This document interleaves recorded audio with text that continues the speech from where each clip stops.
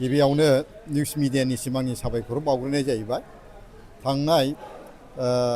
22 अक्ट'खालि बिटिसिनि जानानै थांनाय बे बिसायख'थियाव आङो क'क्राझार जिल्ला कन्ट्राक्टर एस'सियेसननि जानानै आंनि लोगो बिथांमोनखौ माने गुरैयै खावलायनाय जादोंमोन। दा बे हिसाबै आंनिनो मानगोनां लोगो बिथांमोनहा आंनि खावलायनाय बादि थांनाय 22 अक्ट'खालि जेनाखि बिटिसिनि बिसायख'थि बेवहाय बयबो माने जिउयै माहामै बाहागो लानानै जाफुंसार होनो हाबाय। बिनि थाखाय आङो आंनि लोगो बिथांमोननिसिम रोजा रोजा साबायखर बावबाय। बेजों लोगोसे दानि जेनाखि मानगोनां जोंहा हाग्रामा महिलारि साननि दैदेननायाव जेनाखि बिटिसि सरखार फैनो थांगासिनो दङ, बावहाय जाहाथे जोङो बे मानगोनां हाग्रामा महिलारि साननि दैदेननायाव जोंनि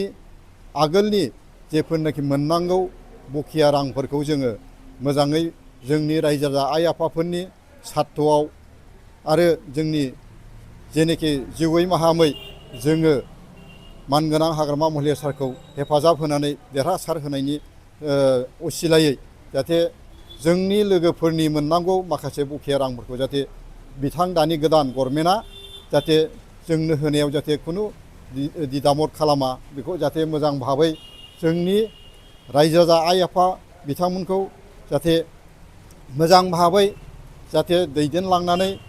गासैबो जोंनि आइ आफा रायजो राजाफोरखौ सहाय सुबिदा होगोन होननानै मिजिंथिनानै आङो क'क्राझार जिल्ला कन्ट्राक्टर एस'सियेसननि नेहाथारि जानानै गुरैयै खावलायनाय थाबाय। आरो जों बयबो ज'यैनो जाहाथे बे बिटिसिखौहाय भबिष्यतआवहाय जोङो जाहाथे खुंलांनायाव हेफाजाब होनो हाथों होननानै मिजिंथिनानै आंनि बे फंनैसो जोंनि लोगो बिथांमोनखौ साबायखरजों लोगोसे माने बिटिसिनि बिसायख'थियाव बाहागो लानानै जाफुंसार होनायनि थाखाय भगबाननि खाथियाव आश्रय बारनानै जों जाहाथे